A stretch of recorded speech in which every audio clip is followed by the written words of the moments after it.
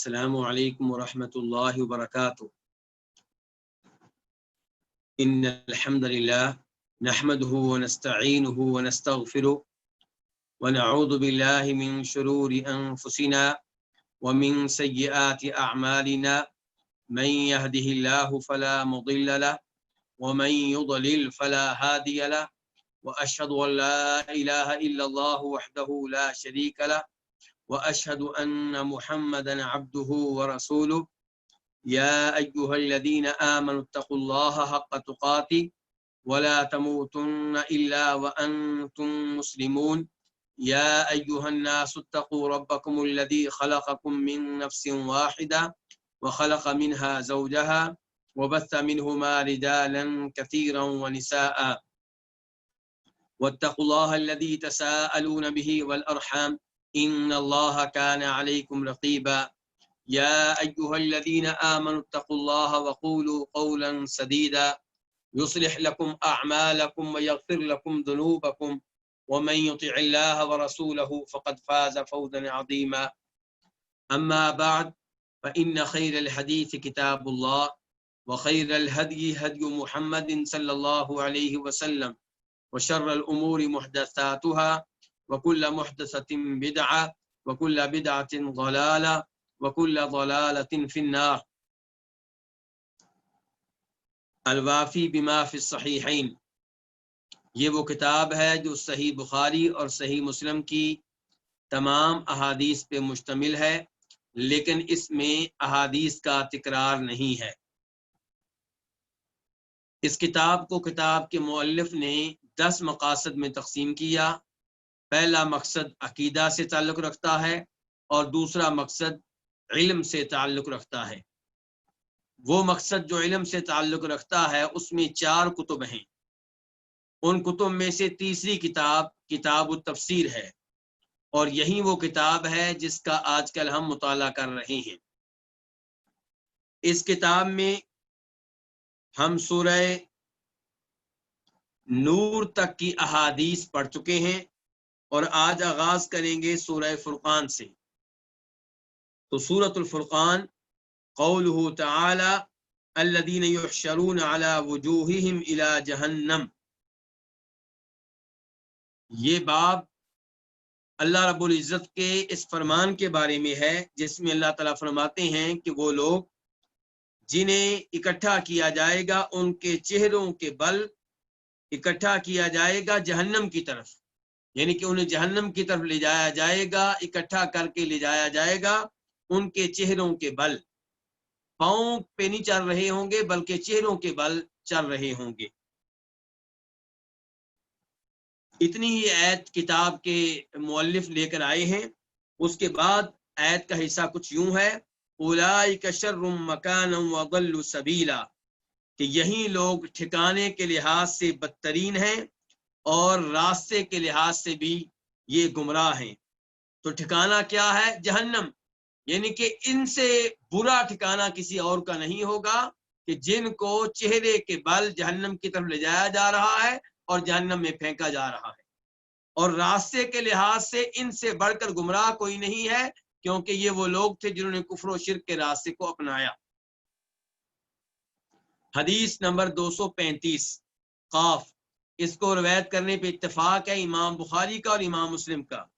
عن انس بن مالک رضی اللہ تعالی عنہ، جناب انس بن مالک سے روایت ہے، ان رجلا قال، کہ ایک آدمی نے کہا، یا نبی اللہ، اے اللہ کے نبی، کیف یحشر الکافر علی وجہہ یوم القیامہ، کافر کو روز قیامت اس کے چہرے کے بل کیسے چلایا جائے گا، کیسے اکٹھا کیا جائے گا؟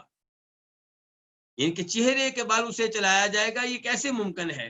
اس کی کیفیت کیا ہوگی، اس کی تفصیل کیا ہوگی؟ قال، تو آپ نے کہا، الیس الذی امشاہ علی الرجلین فی الدنیا قادرا علی ان یمشیہ علی وجہہ یوم القیامہ، کیا وہ ذات جس نے اسے چلایا دنیا میں پاؤں کے بل، یعنی کہ جس اللہ نے کافر کو دنیا میں پاؤں کے بل چلایا، کیا وہ اس بات پہ قادر نہیں ہے کہ اسے قیامت کے دن اس کے چہرے کے بل چلائے؟ جواب کیا ہے کہ بالکل قادر ہے۔ جس اللہ نے انسان کو پاؤں پہ چلنے کی قوت و طاقت دی ہے، وہی اللہ روز قیامت کافر کو چہرے کے بل چلائے گا۔ اللہ کے لیے کیا مشکل ہے؟ اس میں تعجب کی کون سی بات ہے؟ اور یہاں سے یہ بھی پتا چلا کہ اللہ رب العزت نے جب سورہ فرقان کی آیت نمبر 34 میں کہا ہے کہ الذین یحشرون علی وجوہہم الی جہنم، کہ انہیں ان کے چہروں کے بل چلایا جائے گا، تو یہ حقیقت پہ محمول ہے، اس کی کوئی تعویل نہیں کی جائے گی۔ حقیقت یہی ہے کہ اللہ تعالیٰ چہرے کے بل انہیں چلائیں گے۔ افسوس سے کہنا پڑتا ہے کہ کئی لوگوں کو قرآن کریم کی آیات اور نبی علیہ الصلوۃ والسلام کی احادیث کی تعویل کرنے کا بڑا شوق رہتا ہے۔ وہ اللہ تعالیٰ کے فرامین کو اور نبی علیہ الصلوۃ والسلام کی احادیث کو اپنی عقل پہ پرکھتے ہیں، معیار انہوں نے اپنی عقل کو بنایا ہوا ہے۔ تو چونکہ ان کی عقل میں یہ ہے کہ چہرے کے بل چلنا ممکن نہیں ہے، تو اس لیے وہ ایسی چیزوں کی تعویل کرتے ہیں۔ اگر کبھی آیت آ گئی کہ جہنم بولے گی، تو وہ کہتے ہیں جہنم کے لیے بولنا ممکن نہیں ہے۔ اگر کہا جائے کہ آسمان و زمین نے اللہ سے کلام کیا، کہتے ہیں آسمان و زمین کیسے کلام کر سکتے ہیں؟ اس لیے یہ الفاظ مجازی طور پہ استعمال کیے گئے ہیں، یہ حقیقی نہیں ہے۔ تو ہمارا کیا کہنا ہے کہ اللہ نے جب کہا ہے کہ میں ان کو چہرے کے بل چلاؤں گا، تو یہ حقیقت پہ معمول ہے اور اللہ کے لیے کچھ مشکل نہیں ہے، اور یہی پتا چلا نبی علیہ الصلوۃ والسلام کے الفاظ سے۔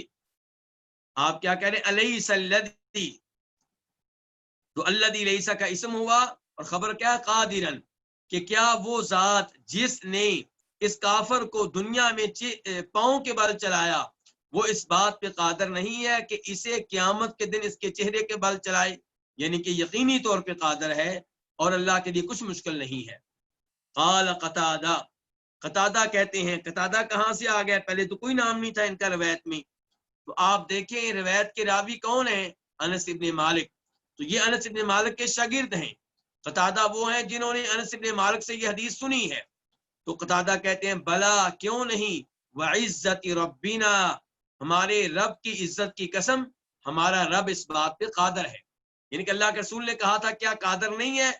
تو قتادہ یہ حدیث بیان کرتے ہوئے کہتے ہیں بلا، کیوں نہیں، وعزت ربنا، ہمارے رب کی عزت کی قسم، اللہ تعالیٰ اس بات پہ قادر ہے۔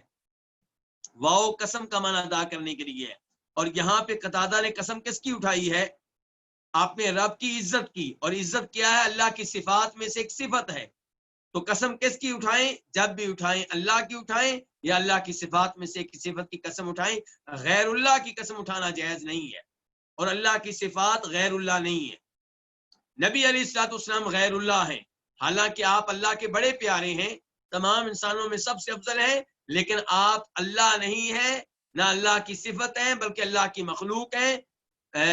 اگرچہ تمام مخلوقات میں اگرچہ تمام انسانوں میں سب سے افضل ہیں، لیکن اس کے باوجود آپ رب نہیں ہیں، رب کی صفت نہیں ہے، مخلوق ہے، اس لیے آپ کی قسم اٹھانا جائز نہیں ہے۔ سورۃ القصص، قولہ تعالی انک لا تہدی من احببت، یہ سورہ قصص کی آیت نمبر 56 ہے۔ کیا معنی ہے اس کا؟ انا کا معنی کیا ہوتا ہے؟ بے شک، یقیناً، اس میں کوئی شک و شبہ نہیں ہے کہ آپ جسے چاہیں آپ اسے ہدایت نہیں دے سکتے۔ اس میں کوئی شک و شبہ نہیں ہے، جسے آپ پسند کریں آپ اسے ہدایت نہیں دے سکتے۔ تو یہ آیت کب نازل ہوئی تھی؟ جب نبی علیہ الصلوۃ والسلام نے ابو طالب کو مسلمان کرنے کی کوشش کی، لیکن انہوں نے کلمہ نہیں پڑھا اور اسی حالت میں فوت ہو گئے۔ تو آپ بہت پریشان رہنے لگے اور آپ ان کے لیے دعا بھی کرنے لگے، تو اللہ نے یہ آیت نازل کی کہ ہدایت اسے نہیں ملتی جسے آپ چاہیں۔ اس سے پتا چلا کہ نبی علیہ الصلوۃ والسلام ہدایت کے مالک نہیں ہیں۔ اس سے پتا چلا آپ مشکل کشا نہیں ہیں، آپ اپنی یہ پریشانی دور نہ کر سکے۔ آپ چاہتے تھے کہ آپ کے چچا ابو طالب مسلمان ہو جائیں، اور آپ نے اس کی ٹینشن لی۔ جب مسلمان نہیں ہوئے تو آپ غمگین ہوئے، تو آپ اپنی اس مشکل کو دور نہیں کر سکے، آپ اپنی اس حاجت کو پورا نہیں کر سکے، تو پتہ چلا کہ آپ مشکل کشا نہیں ہیں، حاجت روا نہیں ہیں، غوث اعظم نہیں ہیں۔ اور یہ بھی پتہ چلا کہ آپ ہدایت کے مالک نہیں ہے۔ ہدایت کا مالک کون ہے؟ اللہ تعالیٰ۔ لیکن سورہ شورى میں اللہ تعالیٰ کہتے ہیں وَإِنَّكَ لَتَهْدِي إِلَىٰ صِرَاطٍ مُسْتَقِيمٍ کہ اے اللہ کے رسول آپ صراط مستقیم کی جانب ہدایت دیتے ہیں۔ یہاں پہ اللہ نے کہا آپ ہدایت نہیں دیتے، وہاں پہ اللہ نے کہا ہدایت دیتے ہیں۔ بظاہر دو آیتوں میں کیا ہے؟ تضاد ہے۔ حقیقتاً دو آیتوں میں کبھی تضاد نہیں ہوتا، کیونکہ سارا قرآن اللہ کی طرف سے نازل کردہ ہے، تو اللہ کی باتوں میں تضاد کیسے ہو سکتا ہے؟ ممکن ہی نہیں ہے۔ اللہ تعالیٰ کہتے ہیں وَلَوْ كَانَ مِنْ عِنْدِ غَيْرِ اللَّهِ لَوَجَدُوا فِيهِ اخْتِلَافًا كَثِيرًا کہ اگر یہ قرآن اللہ کے علاوہ کسی اور کا کلام ہوتا تو اس میں لوگوں کو تضاد نظر آتا، تناقض نظر آتا، لیکن اس میں کوئی تضاد نہیں ہے۔ تو یہاں پہ بظاہر تضاد محسوس ہو رہا ہے کہ سورہ قصص میں اللہ تعالیٰ کہہ رہے ہیں کہ آپ جسے چاہیں اسے ہدایت دیں، ایسا نہیں ہے، آپ ہدایت کے مالک نہیں ہیں۔ اور وہاں پہ اللہ نے کہا کہ آپ صراط مستقیم کی جانب ہدایت دیتے ہیں۔ تو مسئلہ یہ ہے کہ ہدایت دو طرح کی ہوتی ہے، ایک ہدایت ارشاد، کسی کو گائیڈ کر دینا، کسی کو بتا دینا کہ جنت کی راہ یہ ہے، نمازیں پڑھیں گے، روزے رکھیں گے، حج کریں گے تو آپ جنت میں جائیں گے، ان کبیرہ گناہوں سے بچیں گے تو جہنم کی آگ سے بچ سکیں گے۔ یہ کیا ہے؟ رہنمائی زبانی طور پہ۔ اور ایک ہے کسی کے دل میں ہدایت داخل کر دینا، اسے ایمان لانے کی توفیق دے دینا، اسے توحید پہ چلنے کی توفیق دے دینا، اسے نمازیں پڑھنے کی توفیق دینا، اسے روزے رکھنے کی توفیق دینا، اسے کبیرہ گناہوں سے بچا لینا، یہ ہدایت اللہ کے ہاتھ میں ہے۔ تو پہلی ہدایت کو کہتے ہیں ہدایت ارشاد، دوسری ہدایت کو کہتے ہیں ہدایت توفیق۔ تو ہدایت توفیق کا مالک صرف اللہ ہے، کوئی اور نہیں ہے۔ اور ہدایت ارشاد سارے کے سارے انبیاء کرام ہدایت دینے والے، ان کی ہدایت ارشاد۔ اور علماء کرام بھی عام طور پہ کیا کرتے ہیں؟ ہدایت ارشاد۔ تو ہدایت ارشاد اللہ کے ہاتھ میں بھی ہے اور اللہ نے دوسروں کو بھی اس کی قوت و طاقت دی ہے، لیکن ہدایت توفیق یہ صرف اللہ کے ہاتھ میں ہے۔ ایک یہ ہے کہ آپ کسی کو بتا دیں کہ مدینہ سے مکہ کی طرف جانے والا راستہ یہ ہے، اس کو کہتے ہیں ہدایت ارشاد، گائیڈ کر دینا، تعلیمات دے دینا، رہنمائی کر دینا۔ اور ایک یہ ہے کہ آپ کسی کو اپنی گاڑی میں بٹھائیں اور مکہ میں چھوڑ آئیں، یہ ہدایت توفیق ہے، اس کا مالک ایک اللہ ہے، کوئی اور نہیں ہے۔ حدیث نمبر 236 میم، اس کو روایت کرنے والے کون ہیں؟ امام مسلم۔ عن ابی ہریرہ قال قال رسول اللہ صلی اللہ علیہ وسلم لعمی، جناب ابو ہریرہ سے روایت ہے، وہ کہتے ہیں کہ اللہ کے رسول علیہ الصلوۃ والسلام نے کہا، کس سے؟ لعمی، اپنے چچا سے۔ کون سے چچا؟ ابو طالب۔ قل لا الہ الا اللہ، آپ کہہ دیں لا الہ الا اللہ، اشہد لک بہا یوم القیامہ، میں آپ کے حق میں گواہی دوں گا۔ کس چیز کی گواہی؟ بہا، اس کلمے کی، کہ آپ نے کلمہ پڑھا تھا۔ کب گواہی دوں گا؟ یوم القیامہ، قیامت کے دن۔ قیامت کے دن اللہ تعالیٰ کی عدالت میں آپ کے حق میں اس کلمہ کی گواہی دوں گا کہ میرے چچا نے بالآخر یہ کلمہ پڑھ لیا تھا۔ قال، تو چچا کہنے لگے، لولا ان تعیرنی قریش، کہ اگر یہ بات نہ ہو کہ مجھے قریشی آر دلائیں گے، تانے دیں گے، یقولون، کہیں گے، انما حملہ علی ذلک الجزع، سوائے اس کے نہیں، حملہ، انہیں آمادہ کیا، کنہیں؟ ابو طالب کو، حملہ، ان کو آمادہ کیا ابو طالب کو، علی ذلک، اس پہ، کس پہ؟ کلمہ پڑھنے پہ، اسلام قبول کرنے پہ آمادہ کیا کس نے؟ الجزع، موت کی گھبراہٹ نے، موت کے خوف نے۔ مجھے ڈر لگتا ہے قریشیوں سے کہ اگر میں نے اب کلمہ پڑھ لیا جبکہ میں فوت ہونے والا ہوں تو قریشی میرے بارے میں باتیں کریں گے، کہیں گے دیکھو جی آخری وقت میں موت کے ڈر سے کلمہ پڑھ لیا ہے۔ لولا ان تعیرنی قریش، اگر یہ بات نہ ہوتی کہ قریشی مجھے آر دیں گے، مجھے آر دلائیں گے، یقولون، آر دلاتے ہوئے وہ کہیں گے، انما حملہ، سوائے اس کے نہیں، اس کو آمادہ کیا ہے، علی ذالک، اس پہ، کس پہ؟ کلمہ پڑھنے پہ، کس نے؟ الجزع، موت کی گھبراہٹ نے۔ اگر یہ بات نہ ہوتی تو لَأَقْرَرْتُ بِهَا عَيْنَكَ، تو میں اس کلمے کے ساتھ تمہاری آنکھوں کو ٹھنڈا کر دیتا، میں کلمہ پڑھ دیتا تاکہ تمہیں سکون مل جاتا، میں کلمہ پڑھ دیتا تاکہ تمہاری آنکھیں ٹھنڈی ہو جاتی۔ لیکن کیوں نہیں کلمہ پڑھا ابو طالب نے؟ قریشیوں کے تانے کی وجہ سے۔ اسلام قبول کرنے میں، توحید قبول کرنے میں بہت بڑی رکاوٹ یہی ہے، کیا کہ میرا قبیلہ مجھے تانا دے گا، میرے ملک کے لوگ مجھے تانا دیں گے، میرے دائیں بائیں کے لوگ مجھے تانا دیں گے۔ اسی لیے اسلام نے جہاد کو مشروع قرار دیا ہے۔ جہاد اسی لیے ہے، جہاد اس لیے نہیں ہے کہ لوگوں پہ ظلم کیا جائے، جہاد اس لیے نہیں ہے کہ لوگوں کو زبردستی کلمہ پڑھنے پہ لگایا جائے، جہاد صرف اس لیے ہے کہ وہ لوگ جو اسلام کی راہ میں رکاوٹ بنتے ہیں ان کو ٹھیک کیا جائے۔ ورنہ اگر کوئی اسلام قبول نہیں کرنا چاہتا، اسلام اسے زبردستی کلمہ پڑھنے پہ مجبور نہیں کرتا۔ اسلام میں لا اکراہ فی الدین، اس دین قبول کرنے کے معاملے میں اسلام میں کوئی زبردستی نہیں ہے۔ لیکن ایک محلے کے 5 لوگ اسلام قبول کرنا چاہتے ہیں، وہ کیوں نہیں کرتے؟ کہ ہمیں سرکاری نوکری نہیں ملے گی، ہمیں ہو سکتا ہے آگ لگا دی جائے، ہمیں ہو سکتا ہے ہمارے گاؤں سے نکال دیا جائے۔ تو یہ جو نکالنے والے، سزائیں دینے والے ہیں، اسلام ان کو ٹھیک کرنا چاہتا ہے۔ یہ درمیان میں نہ رہے، پھر کسی کی مرضی ہے کہ وہ کلمہ پڑھے یا نہ پڑھے، اسلام مجبور نہیں کرے گا۔ تو یہاں پہ دیکھیے ابو طالب کیا کہہ رہے ہیں کہ اگر اس بات کا خوف نہ ہوتا کہ مجھے قریشی آر دلائیں گے، وہ کہیں گے کہ انہیں آمادہ کیا ہے علی ذالک، اس کلمہ پڑھنے پر جزا موت کی گھبراہٹ نے، لاقررت بہا عینک، تو میں اس کلمے کے ساتھ تمہاری آنکھوں کو ٹھنڈا کر دیتا۔ یہ ابو طالب اپنے بھتیجے ہمارے رسول جناب محمد صلی اللہ علیہ وسلم سے کہہ رہے ہیں۔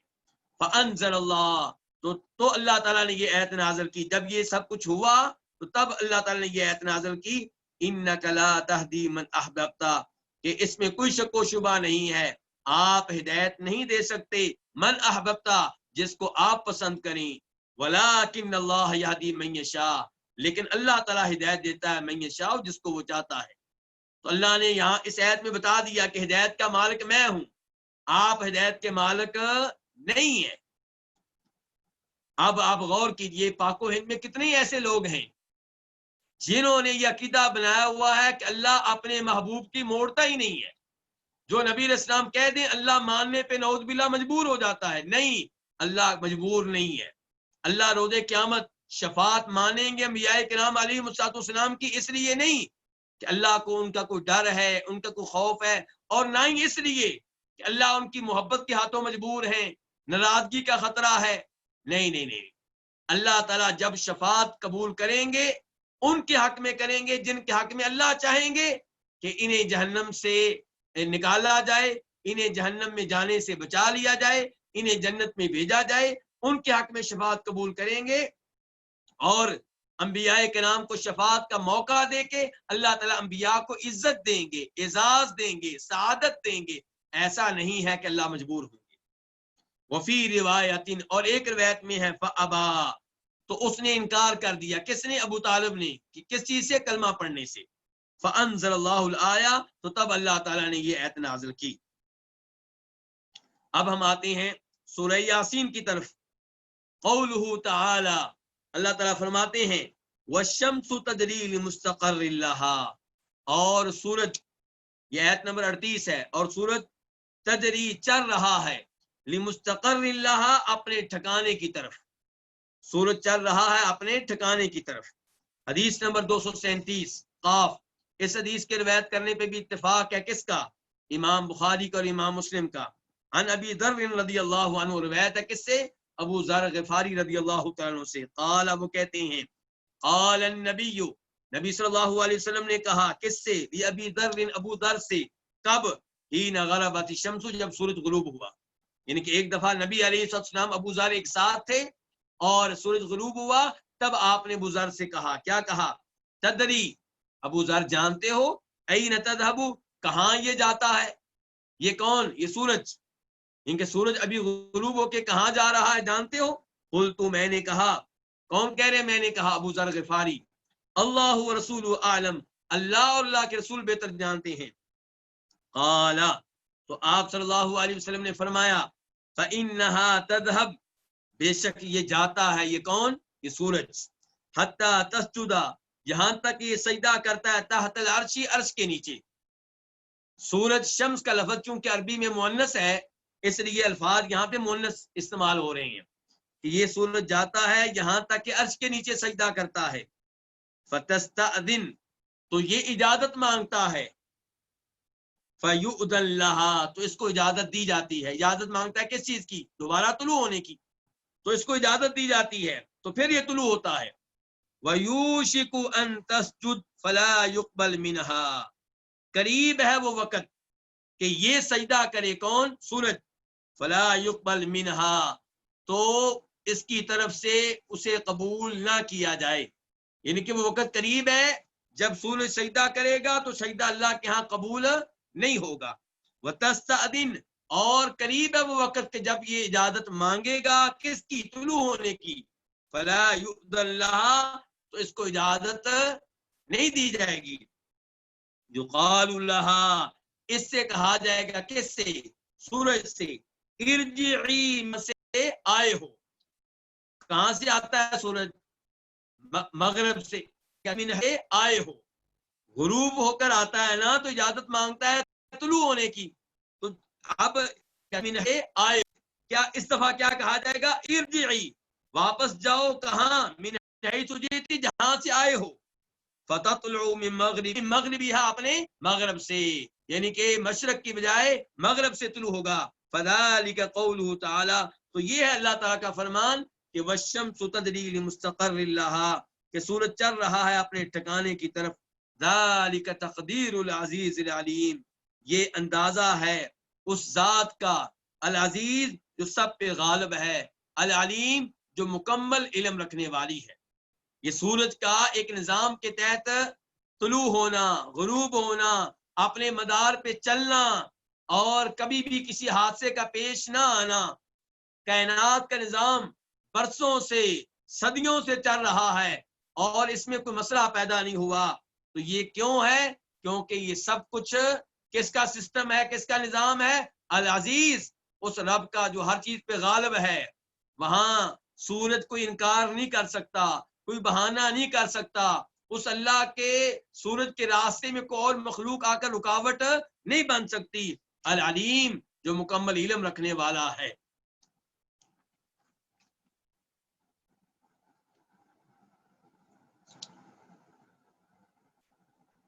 سورۃ فصلت، اب ہم آغاز کر رہے ہیں سورہ فصلت کا، جس کو حامیم سجدہ بھی کہا جاتا ہے۔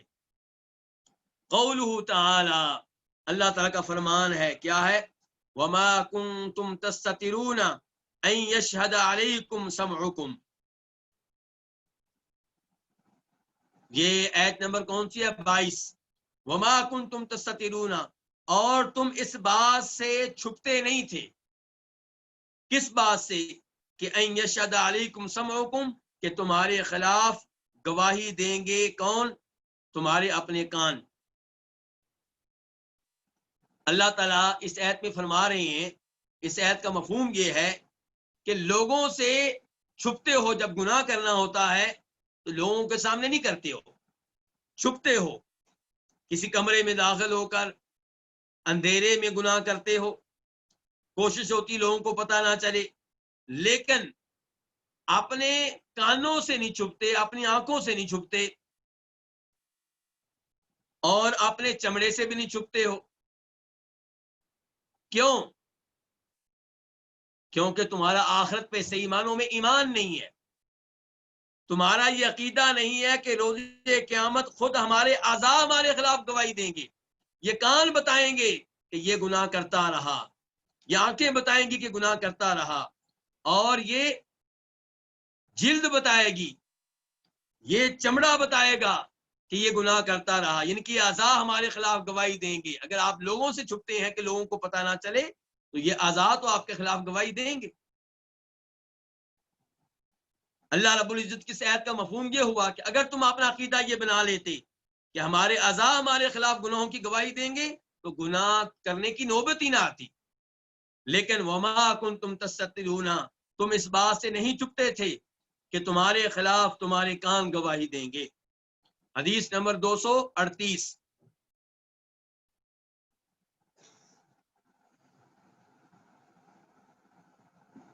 قاف. اس حدیث کے روایت کرنے میں اتفاق ہے کس کا؟ امام بخاری کا اور امام مسلم کا. عن عبداللہ بن مسعود رضی اللہ عنہ، عبداللہ بن مسعود رضی اللہ عنہ سے روایت ہے، قال، وہ کہتی ہیں، اجتمع عند البیت قرشیان و ثقفی، بیت اللہ کے پاس جمع ہوئے کون؟ 2 قریشی اور 1 ثقفی، یعنی کہ 2 قریش قبیلے سے تعلق رکھنے والے اور ایک آدمی جس کا تعلق ثقیف قبیلے سے تھا. او ثقفیان و قریشی، یا 2 ثقفی تھے اور 1 قریشی، یا 1 قریشی اور 2 ثقفی، یعنی کہ ٹوٹل آدمی کتنے تھے؟ 3. ان میں سے 2 کا تعلق 1 قبیلے سے تھا اور 1 کا تعلق 1 قبیلے سے تھا. اب جو 1 تھا وہ قریشی تھا اور 2 ثقیفی تھے، یا 1 قریشی تھا 2 ثقفی، یا 1 ثقفی 2 قریشی. شک کس کو ہے؟ راوی کو. اور یہ لوگ کیسے تھے؟ ان کا تعارف، ان کے اوصاف، کثیرۃ شحم بطونہم، ان کے پیٹ کی چربی بہت زیادہ تھی، ان کے موٹے تھے. قلیلۃ فقہ قلوبہم، ان کے دلوں کی سمجھ کم تھی. ان الفاظ میں اشارہ ہے کس جانب؟ یہاں پہ اشارہ ہے اس کی طرف کہ وہ موٹے تھے، جسم ان کا موٹا تازہ تھا، لیکن عقل برائے نام تھی، صحیح معنوں میں عقل مند نہیں تھے. فقال احدهم، تو ان میں سے ایک نے کہا، اترون ان اللہ یسمع ما نقول، تمہارا یہ خیال ہے کہ اللہ تعالی سنتا ہے جو ہم کہتے ہیں، جو ہم کلام کرتے ہیں، جو ہم گفتگو کرتے ہیں؟ تمہارا کیا خیال ہے، تمہارا کیا گمان ہے کہ اللہ ہمارے کلام کو سنتا ہے، ہماری گفتگو کو سنتا ہے؟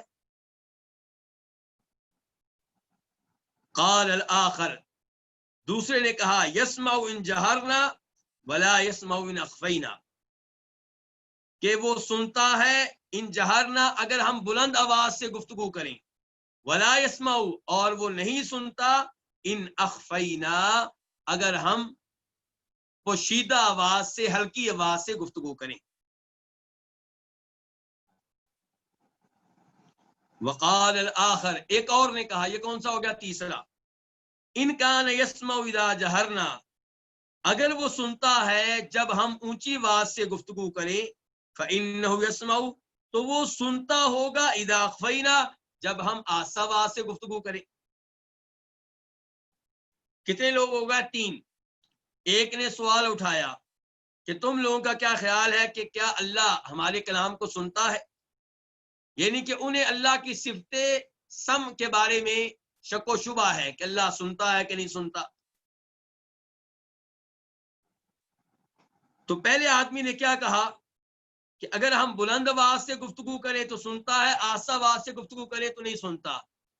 اس نے قیاس سے کام لیا، اس نے اللہ تعالیٰ کو قیاس کیا ہے اللہ کی مخلوق پہ. اللہ کی مخلوق کب سنتی ہے؟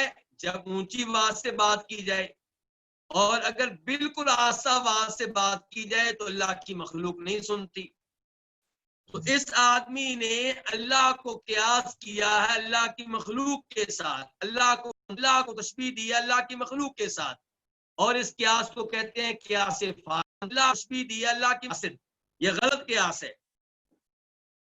اور آج کل اللہ تشبیہ قیاس کرتے ہیں اللہ کی مخلوق پہ، اللہ کو تشبیہ دیتے ہیں اللہ کی مخلوق کے ساتھ. وہ اللہ کی صفات کو اللہ کی مخلوق کی صفات کی طرح قرار دے کر پھر انکار کر دیتے ہیں.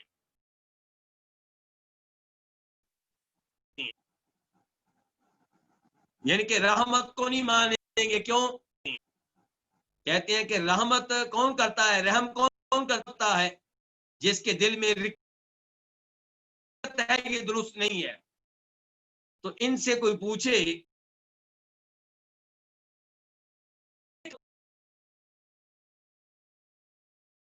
ہمارا کہ اللہ کی رحمت کو مخلوق کی رحمت کے ساتھ ملاؤ, اللہ کی رحمت کو اللہ کی مخلوق کی رحمت کے ساتھ تشبیہ دو. پہلے تشبیہ دیتے ہو پھر انکار کر دیتے ہو. نہ تشبیہ دو, یہ کہو کہ اللہ کی رحمت ہے لیکن ہر عیب سے مخلوق کی ہونی چاہیے.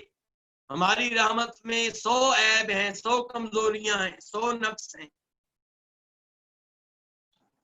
وقال الآخر, تیسرے آدمی نے کیا کہا تھا, ان کان یسمع اذا جہرنا, اگر اللہ سنتا ہے جب ہم اونچی بات سے بات کریں تو یقیناً وہ سنتا ہوگا یا سنتا ہے جب ہم آہستہ آواز سے بات کریں. اس میں قیاس کیا, کس کو کس کے ساتھ تشبیہ دی؟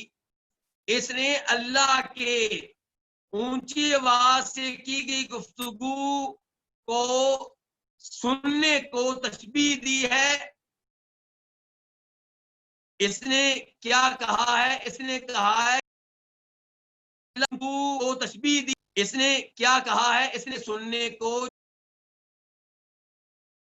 اس کے جو آسا جہاں کے سننے پہ بلند آواز کو, یعنی کہ اللہ تعالیٰ آپ مانتے ہیں کہ بلند آواز کو سنتا ہے, تو اسی پہ قیاس کرو اللہ تعالیٰ کے آہستہ آواز کے سننے کو. جیسے اللہ تعالیٰ بلند آواز کو سنتا ہے ایسے ہی اللہ تعالیٰ آہستہ آواز کو سنتا ہے.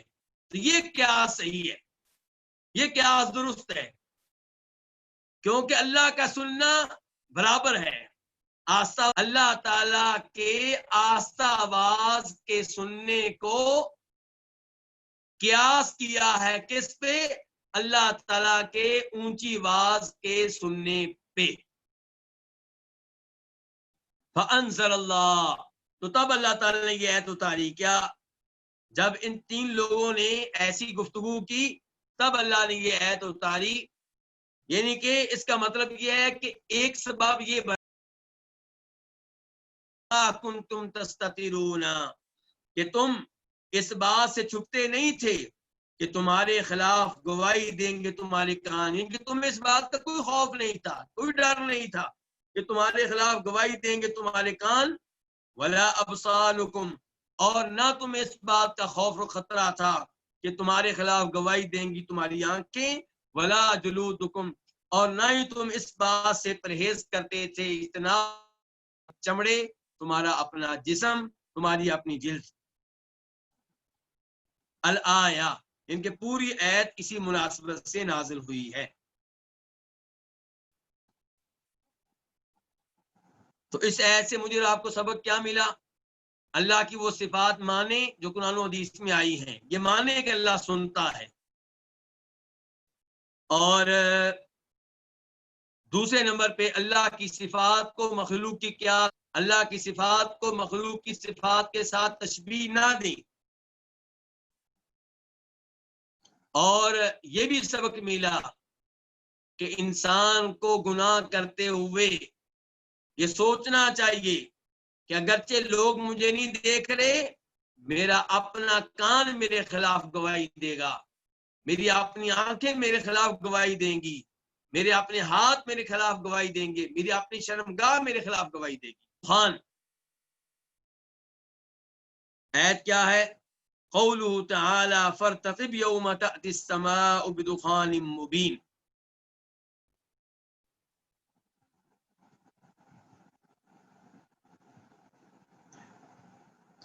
فرتقب, آپ انتظار کیجئے.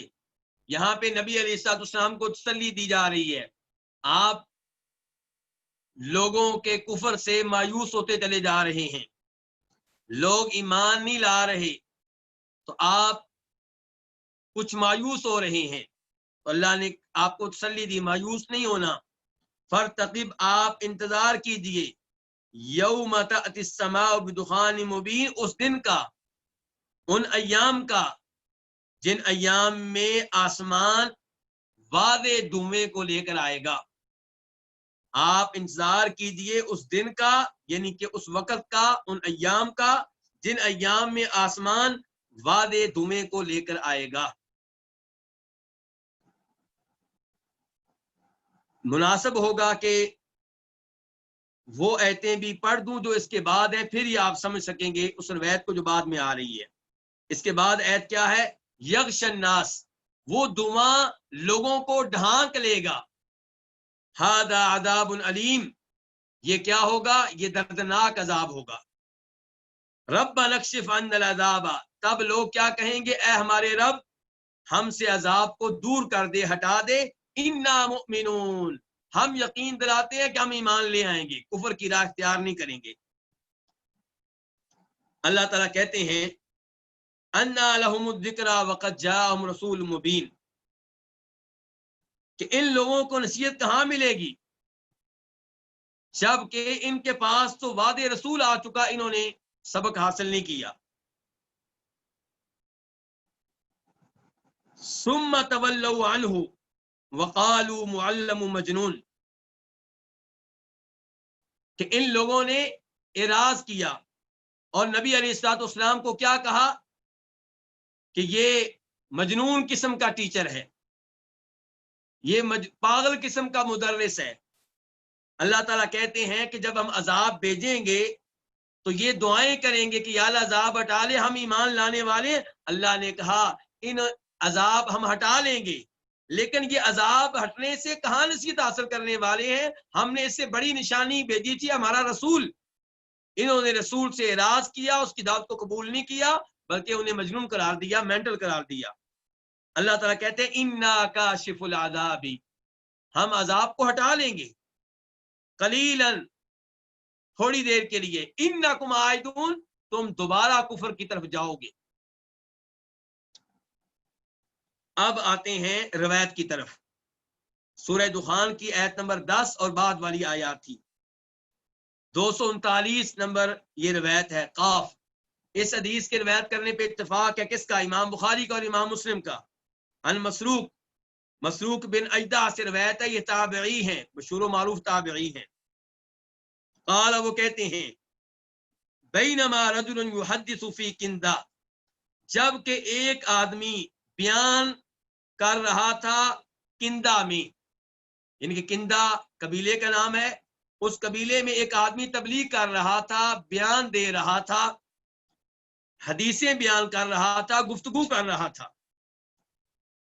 فقال، تو کہنے لگا، اپنے بیان میں کہہ رہا ہے یجیء دخان یوم القیامہ، قیامت کے دن ایک دھواں آئے گا. فیأخذ باسماع المنافقین وابصارہم، تو وہ منافقوں کے کانوں اور ان کی آنکھوں کو لے جائے گا، ختم کر دے گا.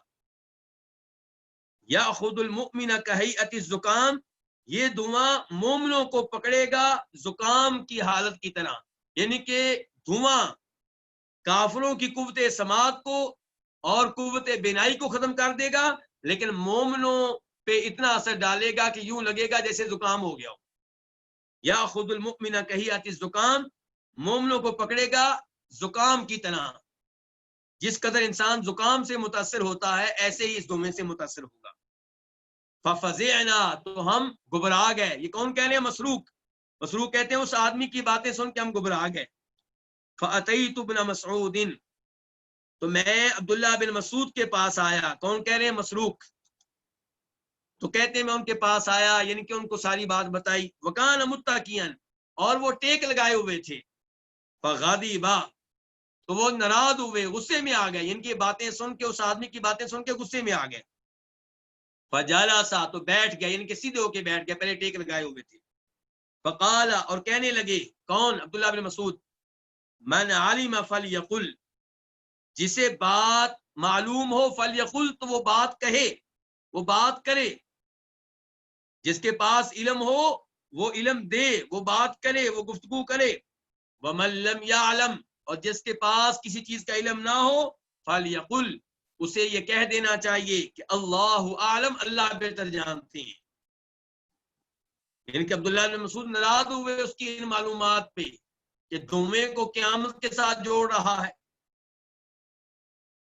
فإن من العلم، فرمانے لگے عبداللہ بن مسعود، کیوں کہ من العلم،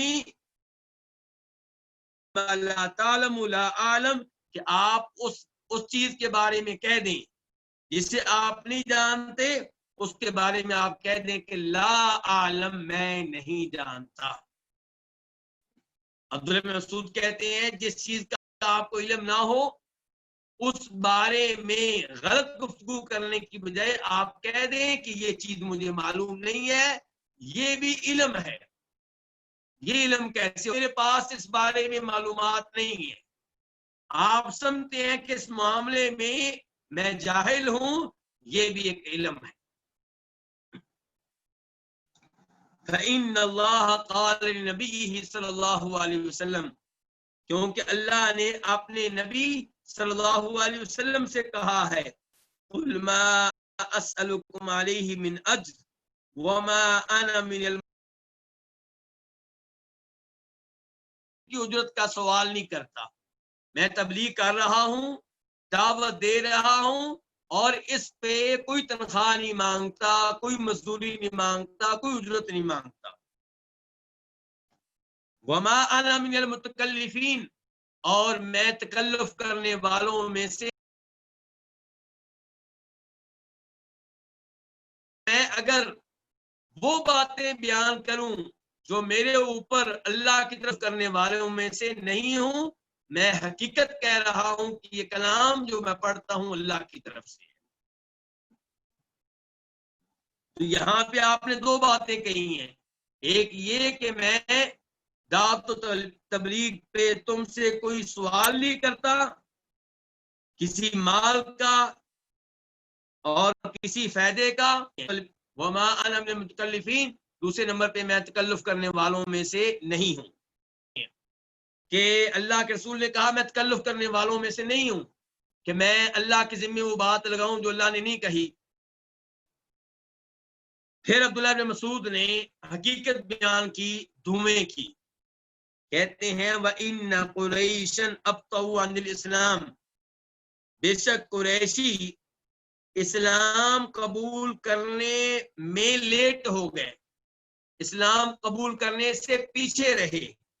النبی صلی اللہ علیہ وسلم، تو نبی علیہ السلام نے ان کے خلاف بد دعا کی، فقال، چنانچہ آپ نے کہا، اللہم اے اللہ، اعنی، میری مدد کر، علیہم، ان کے خلاف، بسبعین، سب کس کو کہتے ہیں؟ 7 کو، 7 سال، ایسے 7 سالوں کے ساتھ جیسے 7 سال یوسف علیہ السلام کی قوم پہ آئے تھے۔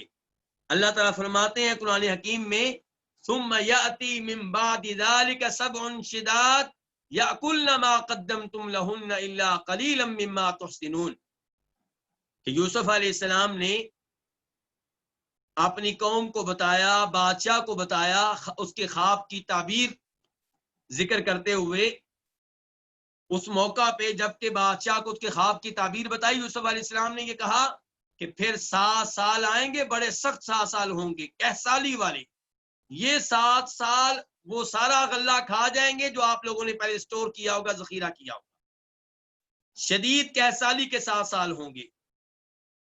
تو نبی علیہ السلام کہہ رہے ہیں اللہم اعنی علیہم، اے اللہ میری ان کے خلاف مدد فرما، ایسے 7 سال بھیج کر جیسے 7 سال یوسف علیہ السلام کی قوم پہ آئے تھے، ان کے کہسالی والے 7 سال، بھوک کے 7 سال۔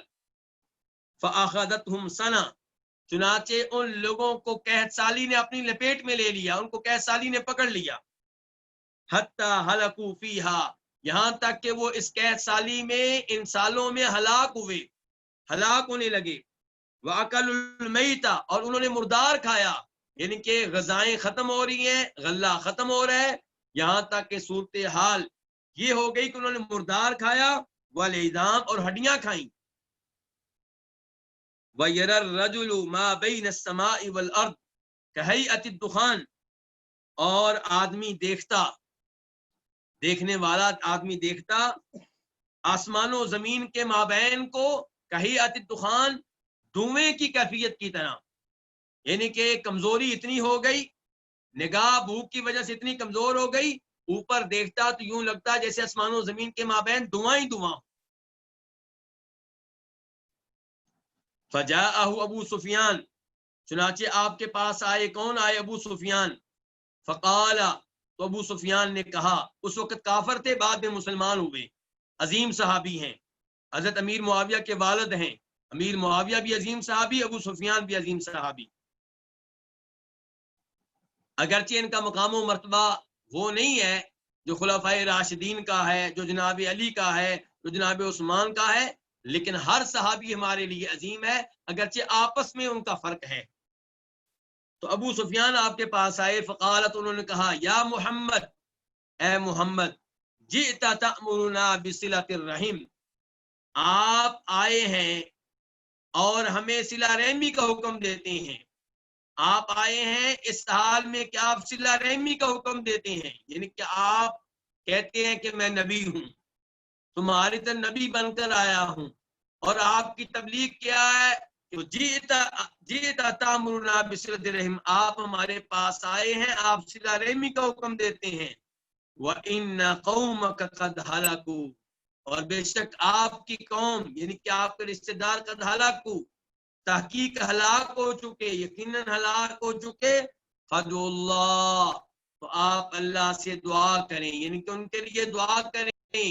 بڑی مشکل صورتحال ہے، آپ کی قوم تباہ ہو رہی ہے، مر رہے ہیں بھوک کی وجہ سے.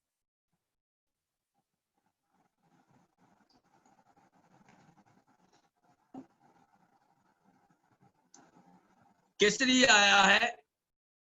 دعا کروانے کے لیے.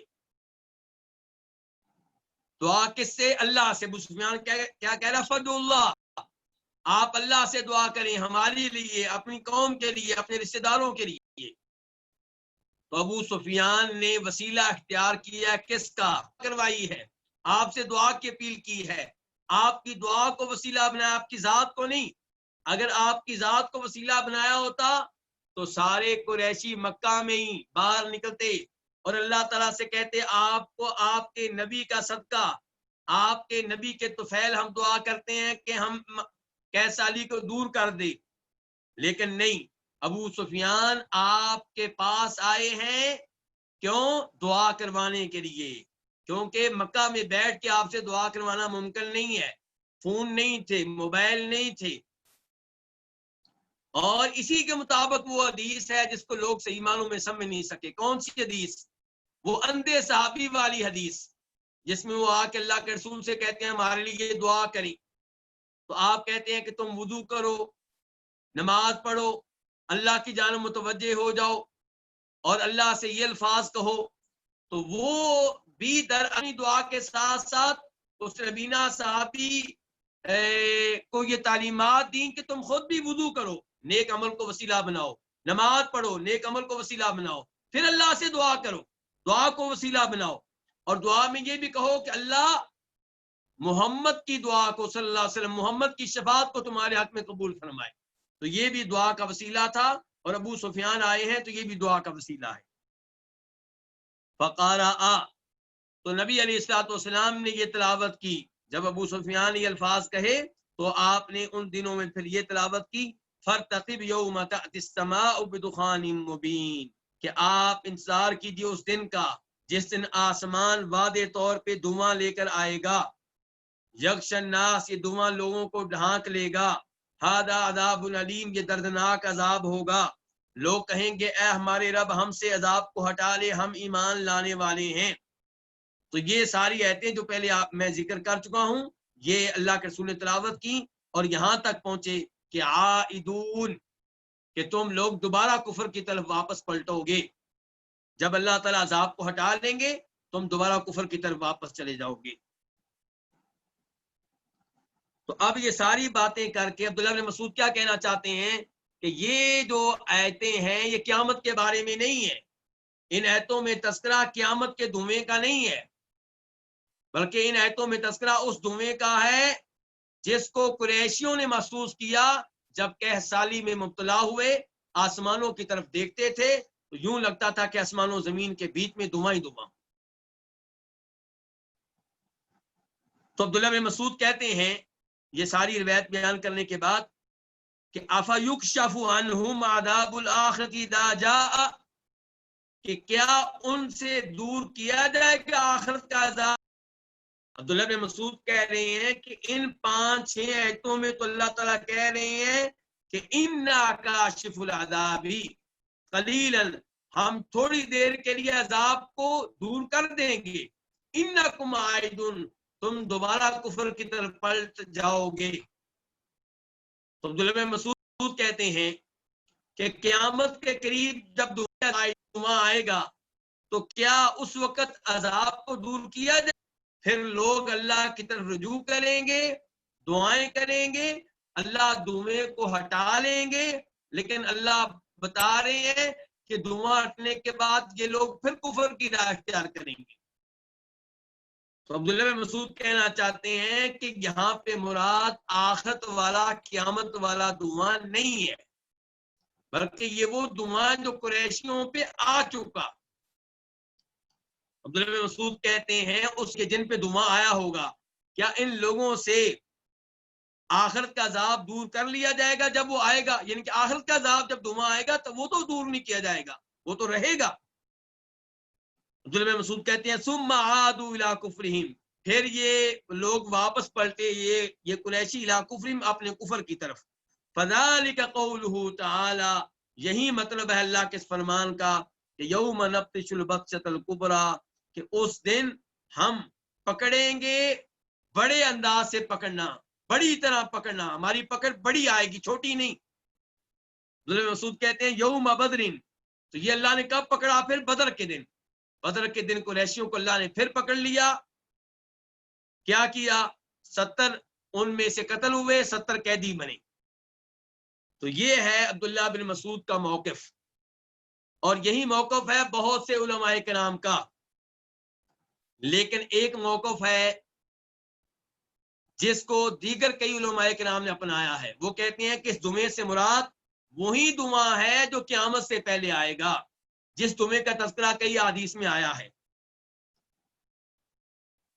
وہ کہتے ہیں کہ اللہ تعالیٰ نے ان آیتوں میں کہا ہے کہ آسمان واضح دھواں لے کر آئے گا، یعنی کہ وہ حقیقی دھواں ہوگا، اور اس روایت سے پتہ چلا جو عبداللہ بن مسعود نے بیان کیا حقیقی دھواں نہیں تھا، بھوک کی وجہ سے وہ لوگ اوپر دیکھتے تو انہیں دھواں محسوس ہوتا، بھوک کی وجہ سے، کمزوری کی وجہ سے حقیقتاً دھواں نہیں تھا، جبکہ اللہ اس آیت میں کہہ رہے ہیں کہ اس دن اللہ تعالیٰ واضح طور پہ دھویں کو لے کر آئے گا، واضح دھواں ہوگا، حقیقی دھواں ہوگا۔ ابن کثیر رحمہ اللہ کا موقف بھی یہی ہے کہ اس دھویں سے مراد وہ دھواں ہے جو قیامت کے قریب آئے گا۔ اور عبداللہ بن مسعود کا اور دیگر کئی مفسرین کا موقف کیا ہے کہ یہ وہ دعا ہے جو قریشیوں پہ آ چکا۔ دو موقف ہیں، دونوں کے دلائل ہیں۔ بظاہر عبداللہ بن مسعود کا موقف دوسروں کے مقابلے میں بہتر محسوس ہوتا ہے، حقیقت حال اللہ ہی بہتر جانتے ہیں، لیکن عبداللہ بن مسعود نے یہ کہا ہے کہ یوم نبطش البطشۃ الکبریٰ، کہ اللہ تعالیٰ نے آگے چل کر ان آیتوں میں یہ بھی کہا کہ اس دن پھر ہم اچھی طرح ان کو پکڑیں گے۔ عبداللہ بن مسعود کہتے ہیں اس ایت سے مراد ہے بدر کی لڑائی، کہ بدر کی لڑائی میں اللہ نے ان کو پکڑا، 70 قتل ہوئے، 70 قیدی بنے۔ لیکن عبداللہ بن عباس کہا کرتے تھے کہ اس سے مراد قیامت کے دن والی پکڑ ہے، آخرت والی پکڑ ہے، اس سے مراد بدر والی پکڑ نہیں ہے۔ اور عبداللہ بن عباس کا یہ موقف بالکل ٹھیک ہے کہ یہاں پہ مراد وہ پکڑ ہے جو قیامت کے دن ہوگی، بدر والی پکڑ مراد نہیں ہے۔ عبداللہ بن مسعود اپنے موقف میں کہتے ہیں وَالْلِزَامَ، کہ اللہ نے سورہ فرقان میں کہا ہے کہ فَقَدْ كَذَّبْتُمْ فَسَوْفَ يَكُونُ لِزَامًا، کہ تحقیق تم نے جھٹلایا تو ان قریب یہ تکذیب چمٹ جائے گی، تمہیں پکڑ لے گی، یہ یعنی کہ تمہارے اوپر عذاب لے کر آئے گی۔ تو پھر یہ چمٹ جانے والا عذاب کب آیا تھا؟ عبداللہ بن مسعود کہہ رہے ہیں کہ یہ بھی بدر میں ہی آیا تھا۔ اور پھر عبداللہ بن مسعود کہتے ہیں کہ اللہ نے سورہ روم میں کہا ہے الف لام میم غلبت الروم الی سیغلبون، یعنی کہ اللہ تعالیٰ سورہ روم میں کہتے ہیں کہ رومی مغلوب ہو گئے۔ یہاں تھوڑا سا پس منظر بیان کرنا پڑے گا۔ نبی علیہ الصلوۃ والسلام کے ابتدائی زمانے میں سپر پاور کون ہوتے تھے؟ جیسے آج امریکہ اور روس ہیں، ایسے ہی سپر پاور اس زمانے میں کون ہوتے تھے؟ رومی اور ایرانی. رومی عیسائی تھے، اس لیے مسلمان چاہتے تھے کہ رومی ایرانیوں پہ غالب ہوں، کیونکہ یہ اللہ کو ماننے والے ہیں، اگرچہ ان میں غلطیاں موجود ہیں، آخرت کے عقیدے پہ بھی ایمان رکھتے ہیں، تورات و انجیل ان کے اوپر نازل ہوئی تھی. اور مکہ کے مشرک چاہتے تھے ایرانی جیتیں. کیوں؟ کیونکہ وہ بھی ان کی طرح مشرک، وہ بھی آخرت کے منکر. تو اب اسی زمانے میں ایرانی جیت گئے اور انہوں نے رومیوں کو بڑی بری شکست دی. تو مشرکین مکہ بڑے خوش ہوئے، اور یہ وہ ایام تھے جن ایام میں رومیوں کے دوبارہ جیتنے کی کوئی امید نہیں تھی. لیکن اللہ نے انہی دنوں میں کہا غلبت الروم، کہ بے شک رومی کیا ہو گئے ہیں؟ مغلوب ہو گئے ہیں. فی ادنی الارض، قریبی علاقے میں. قریبی علاقہ کون سا؟ یعنی کہ عربوں کے قریبی علاقے میں شکست ہوئی ہے. کن کو؟ رومیوں کو. ایرانی جیت گئے ہیں. وَهُمْ مِنْ بَعْدِ غَلَبِهِمْ سَيَغْلِبُونَ، اللہ نے کہا ان قریب یہ رومی فتح حاصل کریں گے، ایرانیوں کو شکست دیں گے. کب؟ فی بضع سنین، چند سالوں میں، یعنی کہ 9 سالوں کے اندر اندر. بیدی کا لفظ بولا جاتا ہے 9 کے اوپر، یعنی کہ 3 سے لے کے 9 تک. تو 9 سالوں کے اندر اندر رومی ایرانیوں پہ غلبہ پائیں گے. یہ الفاظ اللہ نے اس زمانے میں کہے جس زمانے میں کسی کو بھی یہ امید نہیں تھی کہ 9 سال کے اندر اندر رومی ایرانیوں پہ فتح پا لیں گے. لیکن ایسا ہی ہوا. تو یہ آیتیں بھی قرآن کریم کے معجزہ ہونے کی دلیل ہیں. جیسے قرآن نے پیشین گوئی کی تھی ویسا ہی ہوا، اور یہ 7 سالوں کے اندر اندر ہو گیا. تو عبداللہ بن مسعود کیا کہنا چاہتے ہیں؟ عبداللہ بن مسعود کہنا چاہتے ہیں کہ جیسے دھواں گزر گیا، ایسے ہی والروم قد مدا، یہ رومیوں کا واقعہ بھی گزر چکا ہے. رومی ایرانیوں پہ فتح پا چکے، یہ پیشین گوئی پوری ہو چکی، دھواں بھی گزر گیا ہے. دھویں کا تعلق بھی ماضی سے ہے، مستقبل سے نہیں ہے. اس کا بھی تعلق قریشیوں سے ہے، قیامت والے دھویں سے اس دھویں کا تعلق نہیں ہے جس کا تذکرہ ان آیتوں میں ہوا ہے. یہ موقف ہے جناب عبداللہ بن مسعود رضی اللہ تعالی عنہ کا. اور یہ جو کہا گیا تھا کہ فقد کذبتم فسوف یکون لزاما، تم نے تکذیب کی ہمارے رسول کی، ہمارے دین کی، ہمارے قرآن کی. فسوف یکون لزاما، ان قریب چمٹ جانے والا عذاب ہوگا. تو اس سے مراد وہ عذاب ہے جو بدر کی لڑائی میں آیا، یعنی کہ وہ قتل بھی ہوئے، قیدی بھی بنے. اس کے بعد ہم منتقل ہوتے ہیں سورہ حجرات کی طرف.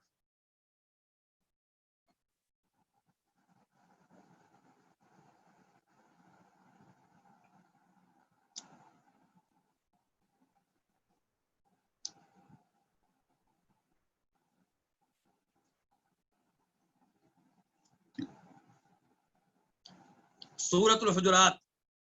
قوله تعالی لا ترفعوا اصواتکم فوق صوت النبی. اللہ تعالیٰ فرما رہے ہیں اپنی آوازوں کو نبی علیہ الصلوۃ والسلام کی آواز پہ بلند نہ کرو، آپ کی آواز سے زیادہ اونچی آواز نہ کرو.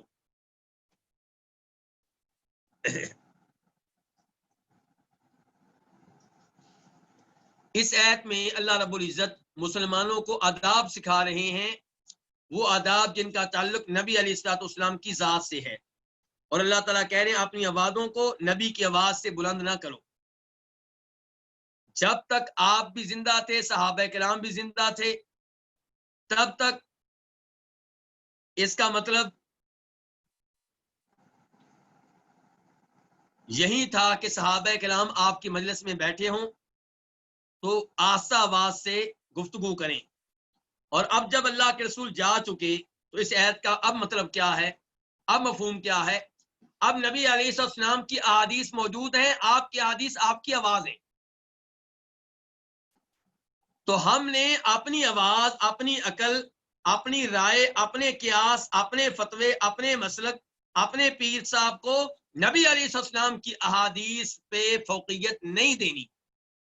اگر ہم اپنی عقل کو، اپنے بزرگ کی عقل کو، اپنے مسلک کو، اپنی رائے کو، اپنے خیالات کو نبی علیہ السلام کی احادیث پہ ترجیح دیتے ہیں تو یہ اس آیت کے خلاف ہوگا. روایت نمبر 240 خا اسے روایت کرنے والے کون ہے؟ امام بخاری. عن ابن ابی ملیکہ، ابن ابی ملیکہ سے روایت ہے. قال وہ کہتے ہیں، یہ تابعی ہیں صحابی نہیں ہیں. قال وہ کہتے ہیں کاد الخیران ان یہلکا ابو بکر و عمر رضی اللہ عنہما. خیران دو بہترین، دو افضل ترین لوگ، دو بہترین شخصیات قریب تھیں کہ ہلاک ہو جاتی. کون؟ ابو بکر و عمر. یعنی کہ ابو بکر و عمر سب سے افضل ہیں اس امت میں، قریب تھا کہ وہ ہلاک ہو جاتے. کیسے جی؟ کہتے ہیں رفع اصواتہما عند النبی صلی اللہ علیہ وسلم، ان دونوں نے اپنی آوازیں بلند کی نبی علیہ الصلوۃ والسلام کے پاس. کب؟ حین قدم علیہ رکب بنی تمیم، جب آپ کے پاس بنو تمیم کا وفد آیا، جب آپ کے پاس بنو تمیم کا قافلہ آیا سن 9 ہجری میں. ہوا کیا تھا جی؟ آوازیں کیوں بلند ہو گئی تھیں ان دونوں کی؟ فاشار احدهما بالاقرع بن حابس اخی بنی مجاشع. گفتگو ہو رہی تھی اس مسئلے میں کہ ان کا امیر کس کو بنایا جائے، ان کا بڑا کس کو بنایا جائے. تو ان میں سے ایک نے مشورہ دیا، ان میں سے ایک نے اشارہ دیا اقرع بن حابس کو امیر بنانے کا. یہ مشورہ دینے والے کون تھے؟ جناب عمر فاروق. فاشار احدهما، ان میں سے ایک نے مشورہ دیا، ان میں سے ایک نے مشورہ دیا اقرع بن حابس کے بارے میں، اخی بنی مجاشع، جو بنو مجاشع والے ہیں، جو بنو مجاشع کے بھائی ہیں، اقرع بن حابس التمیمی. واشار الاخر، اور دوسرے نے مشورہ دیا برجل آخر، دوسرے آدمی کے بارے میں، کسی اور آدمی کے بارے میں. یہ دوسرے مشورہ دینے والے کون تھے؟ ابو بکر. اور جن کے بارے میں مشورہ دیا وہ کون ہے؟ قعقاع بن معبد. قال نافع، نافع کہتے ہیں نافع کہاں سے آ گئے؟ یہ نافع کون سے ہیں؟ آپ شروع میں دیکھیں راوی کون ہے؟ ابن ابی ملیکہ. ابن ابی ملیکہ کے شاگرد ہیں نافع بن عمر. تو وہ کہتے ہیں لا احفظ اسمہ، کہ اس کا نام مجھے یاد نہیں ہے. کس کا نام؟ دوسرے آدمی کا نام ابن ابی ملیکہ نے لیا تھا. میرے استاد نے جب یہ روایت بیان کی تھی انہوں نے یہ نام لیا تھا، لیکن میں وہ نام بھول گیا ہوں. کہتے ہیں لا احفظ اسمہ، اس کا نام مجھے یاد نہیں ہے. فقال ابو بکر لعمر، چنانچہ ابو بکر نے عمر سے کہا ما اردت الا خلافی، تمہارا مقصد یہ ہے کہ تم میری مخالفت کرنا چاہتی ہو. یعنی کہ میں نے ایک آدمی کا نام لیا، تم نے کسی اور کا نام لے دیا. کیوں؟ تمہارا مقصد ہے کہ میری مخالفت کرو. غلط فہمی پیدا ہوگی دونوں بزرگوں میں، دونوں آپس میں بڑی محبت کرنے والے، بہت پیار کرنے والے، بہت ہی نیک، بہت علم والے، لیکن بہرحال انسان تھے. تو ابو بکر عمر سے کیا کہہ رہے ہیں؟ ما اردت الا خلافی، تم نے نہیں ارادہ کیا مگر میری مخالفت کا. قال، تو کہا کس نے؟ جناب عمر نے. ما اردت خلافہ کا، میں نے آپ کی مخالفت کا بالکل ارادہ نہیں کیا، میرا یہ قطعا مقصد نہیں ہے کہ میں آپ کی مخالفت کروں. یعنی کہ ان کا مقصد یہ تھا کہ میرے ذہن میں یہ آیا کہ یہ آدمی زیادہ بہتر ہے، ورنہ میں آپ کی مخالفت نہیں کرنا چاہتا.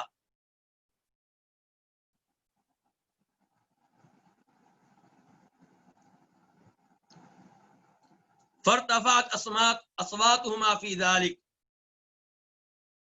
ان دونوں کی آوازیں بلند ہو گئیں فی ذلک، اس مسئلے میں، اس معاملے میں. فانزل اللہ، تو اللہ تعالی نے یہ آیت نازل کی یا ایھا الذین آمنوا لا ترفعوا اصواتکم، اے ایمان والو اپنی آوازیں نبی کی آواز سے بلند نہ کرو. الآیہ، ان کے آیت کے آخر تک. یہاں پہ ایک تو یہ ہے کہ آیت کے آخر میں کیا ہے؟ لا ترفعوا اصواتکم فوق صوت النبی ولا تجهروا له بالقول كجهر بعضكم لبعض ان تحبط اعمالكم وانتم لا تشعرون. اللہ تعالیٰ آخر میں وارننگ دے رہے ہیں کہ اگر تم نے اس ادب کی خلاف ورزی کی تو کہیں ایسا نہ ہو کہ تمہارے اعمال ضائع ہو جائیں، تمہاری نیکیاں ضائع ہو جائیں، تمہیں پتہ بھی نہ چلے. اب نیکیاں ضائع ہوں گی تو کیا ہوگا؟ جنت سے محروم، جہنم میں جائیں گے.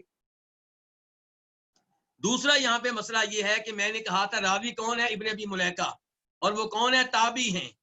تابعی حدیث بیان کریں تو وہ ضعیف قرار پاتی ہے. مرسل قرار پاتی ہے، کیونکہ تابعی تو اللہ کے رسول کے زمانے میں نہیں تھے صلی اللہ علیہ وسلم.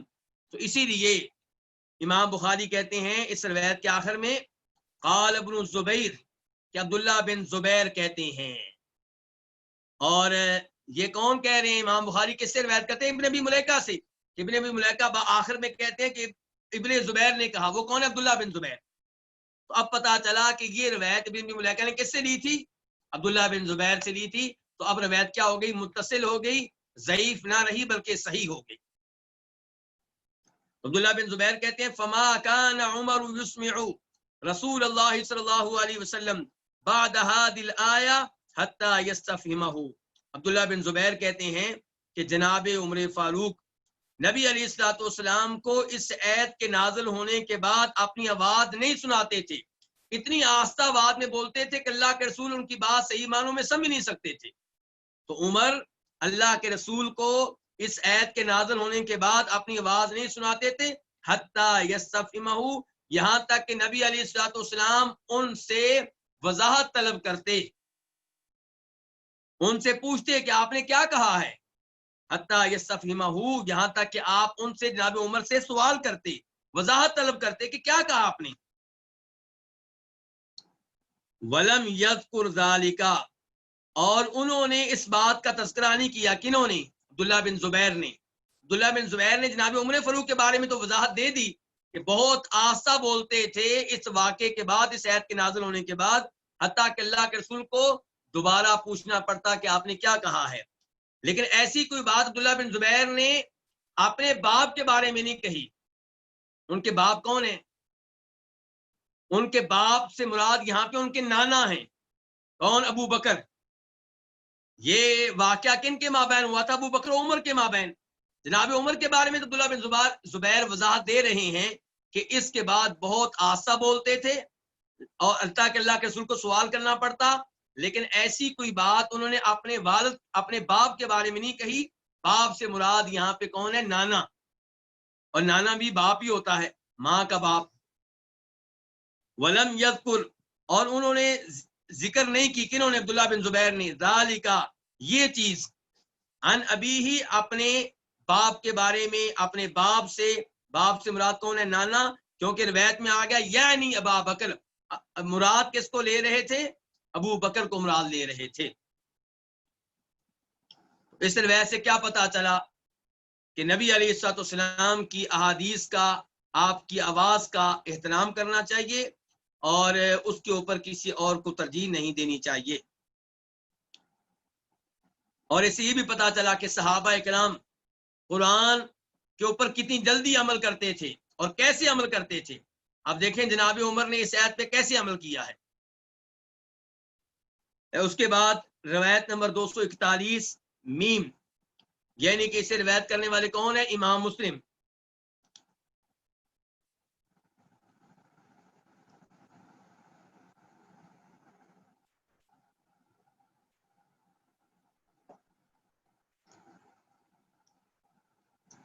روایت امام مسلم کس سے روایت لے رہے ہیں؟ انس بن مالک رضی اللہ تعالیٰ عنہ سے. انہ قال، کہ انہوں نے کہا. کنہوں نے؟ انس بن مالک نے. لما نزلت هذه الآیہ، جب یہ آیت نازل ہوئی. کون سی؟ یا ایھا الذین آمنوا لا ترفعوا اصواتکم فوق صوت النبی، کہ اے ایمان والو اپنی آوازیں نبی کی آواز سے بلند نہ کرو. الی آخر الآیہ، آیت کے آخر تک. اب پہلی روایت میں ہم پڑھ چکے ہیں کہ یہ آیت کب نازل ہوئی. اب انس بن مالک کہتے ہیں اس کے بعد کیا ہوا. پہلے ہم نے پڑھا ہے کہ یہ آیت کس سبب سے نازل ہوئی، کیا واقعہ ہوا، بعد میں آیت نازل ہوئی. اب انس بن مالک کہتے ہیں آیت نازل ہونے کے بعد کیا واقعہ پیش آیا. جب یہ آیت نازل ہوئی تو جلس ثابت بن قیس فی بیتہ، تو ثابت بن قیس اپنے گھر میں بیٹھ گئے. یعنی کہ گھر سے باہر نکلنا بند کر دیا، نماز کے لیے مسجد میں نہیں آتے تھے. ثابت بن قیس بن شماس اپنے گھر میں بیٹھ گئے. وقال، اور کہنے لگے انا من اہل النار، میں جہنم والوں میں سے ہوں. اصل میں ثابت بن قیس کی آواز بہت اونچی تھی. اور اس آیت میں کیا آیا آخر میں کہ اگر تم آوازیں بلند کرو گے تو کہیں ایسا نہ ہو کہ تمہاری نیکیاں ضائع ہو جائیں. نیکیاں ضائع ہو جائیں تو انسان کہاں جائے گا؟ جہنم میں جائے گا. تو ثابت بن قیس نے یہ گمان کیا کہ میری آواز تو بڑی بلند رہتی تھی اللہ کے رسول کے سامنے، میں تو سب سے زیادہ اونچی آواز سے بولنے والا آدمی ہوں اور کئی دفعہ آپ کی مجلس میں بولا ہوں، تو اس کا مطلب ہے کہ میرے اعمال ضائع ہو چکے، میں تو جہنمی ہو چکا۔ لوگ پوچھتے آپ مسجد میں کیوں نہیں آ رہے، کہتے کہ میں جہنمی ہو چکا ہوں۔ وَاحْتَبَسَ عَنِ النَّبِيِّ صلی اللہ علیہ وسلم، اور نبی علیہ الصلوۃ والسلام سے رکے رہے، ان کہ آپ کے پاس جانے سے رکے رہے، آپ کے پاس جاتے نہیں تھے۔ فسأل النبی صلی اللہ علیہ وسلم، تو نبی علیہ الصلوۃ والسلام نے سوال کیا کس سے؟ سعد بن معاذ سے۔ فقال، تو آپ نے کہا یا ابا عمر، اے ابو عمر، یہ کنیت ہے کس کی؟ سعد بن معاذ کی۔ ما شأن ثابت، ثابت کا معاملہ کیا ہے؟ ان کے ثابت نظر نہیں آ رہے، کیا معاملہ ہے ان کا؟ اشتکا، کیا وہ بیمار ہے؟ اشتکا اصل میں کیا تھا؟ اشتکا، کیا وہ بیمار ہیں؟ قال سعد کہنے لگے انہو لجاری، یقیناً وہ میرے پڑوسی ہیں، وما علمت له بشکوا، اور میں نے ان کے بارے میں کسی قسم کے مرض کے بارے میں نہیں جانا، ان کے اگر بیمار ہوتے تو میں پڑوسی ہوں، مجھے پتا چلتا، میرے پاس خبر آتی، تو میرے علم میں ان کی کوئی بیماری نہیں ہے۔ وما علمت له بشکوا، اور مجھے ان کے بارے میں کسی قسم کے مرض کا علم نہیں ہے۔ یہاں تک جو روایت ہم نے پڑھی ہے، اس سے ایک تو یہ پتا چلا کہ صحابہ کرام قرآن کی آیات کا کس قدر اثر لیتے تھے۔ ہم جہنم کی آیتیں پڑھتے ہیں، ہمارے اوپر کوئی اثر نہیں ہوتا، ہم کہتے ہیں یہ آیت ہمارے بارے میں نہیں، کسی اور کے بارے میں ہے، یہ تو اللہ تعالیٰ کہہ رہے ہیں نا جو یہ کرے گا جہنم میں جائے گا، ہم کہتے ہیں یہ میرے بارے میں نہیں، کسی اور کے بارے میں۔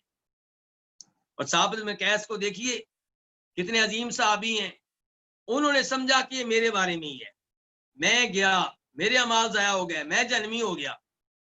تو مسلمان کو اپنے گناہوں سے ایسے ہی ڈرنا چاہیے، اللہ کی رحمت پہ امید بھی ہو اور اپنے گناہوں کے لحاظ سے ڈر اور خوف بھی ہو، لیکن ہمارے پاس کیا ہے؟ رحمت ہی رحمت ہے۔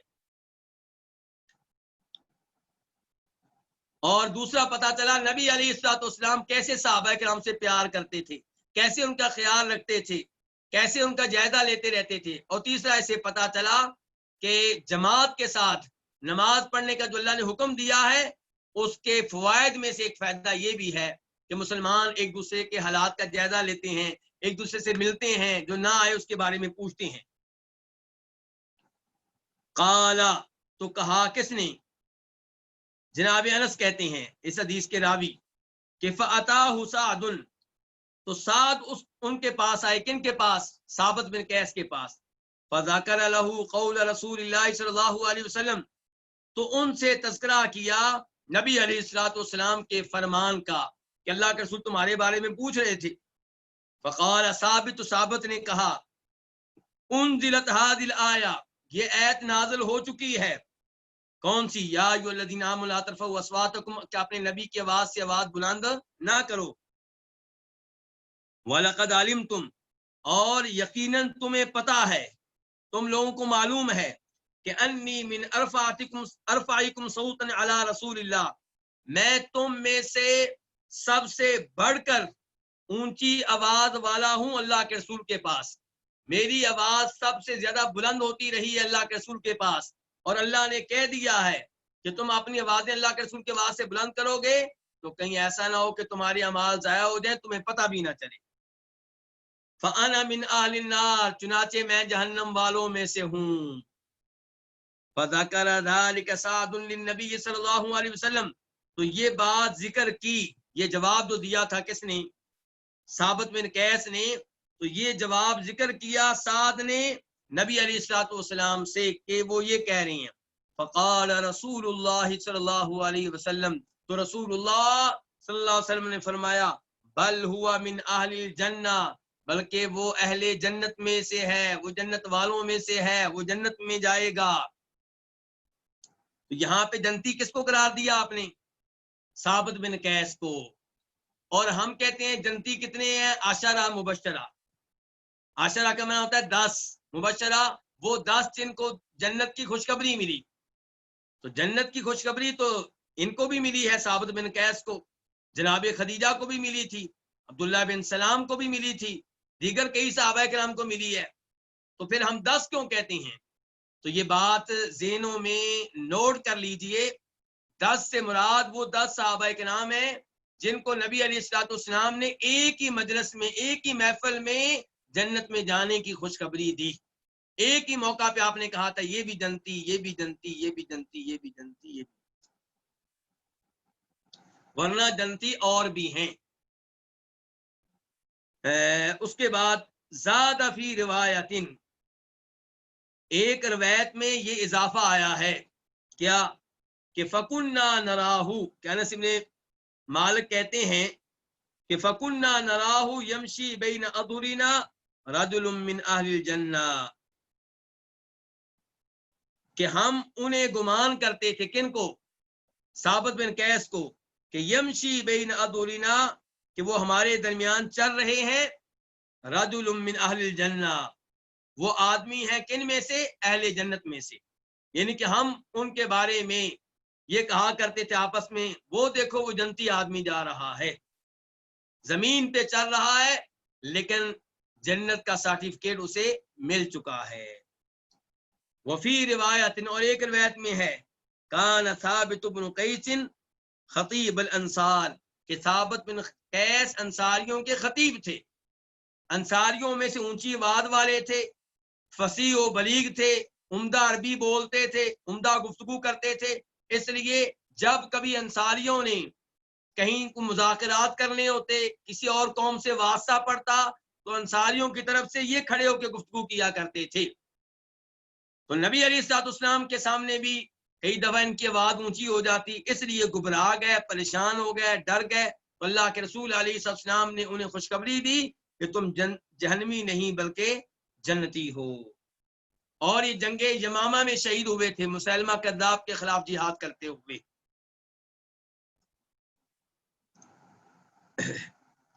تو آپ اندازہ کریں کہ قرآن صحابہ کرام پہ کس قدر اثر کرتا تھا. عمر فاروق نے وہ ایت سنی تو اللہ کے رسول کے سامنے اتنی آستہ آواز سے بولتے تھے کہ اللہ کے رسول کو پوچھنا پڑتا کہ عمر کیا کہہ رہے ہیں. اور ثابت بن قیس پہ قرآن نے کیا اثر ڈالا کہ گھر میں بیٹھ گئے، اللہ کے رسول کی مجلس میں آنا ترک کر دیا اور اپنے آپ کو جہنمی سمجھنا شروع کر دیا. سورۃ الحدید، اب ہم آتے ہیں سورہ حدید کی طرف. قولہ تعالی، اللہ تعالیٰ فرماتے ہیں، الم یأن للذین آمنوا ان تخشع قلوبہم لذکر اللہ. الم یأن، کیا وقت نہیں آیا، للذین آمنوا، مومنوں کے لیے، کیا مومنوں کے لیے وقت نہیں آیا؟ کس بات کا وقت نہیں آیا؟ کہ ان تخشع قلوبہم، کہ ان کے دل جھک جائیں، نرم ہو جائیں، لذکر اللہ، اللہ کے ذکر کے لیے. کیا ابھی بھی وہ وقت نہیں آیا کہ مومنوں کے دل اللہ کے ذکر کے لیے پگھل جائیں، جھک جائیں، نرم ہو جائیں؟ روایت نمبر 242 نمبر روایت ہے. میم، اس کو روایت کرنے والے کون ہیں؟ امام مسلم. عن ابن مسعود رضی اللہ عنہ قال، عبداللہ بن مسعود سے روایت ہے، وہ کہتے ہیں، ما کان بین اسلامنا وبین ان عاتبنا اللہ بهذه الآیہ الم یأن للذین آمنوا ان تخشع قلوبهم لذکر اللہ الا 4 سنین. عبداللہ بن مسعود کہتے ہیں کہ ہمارے اسلام لانے کے مابین اور اللہ تعالی کے ہمیں اس ایت کے ذریعے ڈانٹنے کے مابین صرف 4 سالوں کا فاصلہ ہے.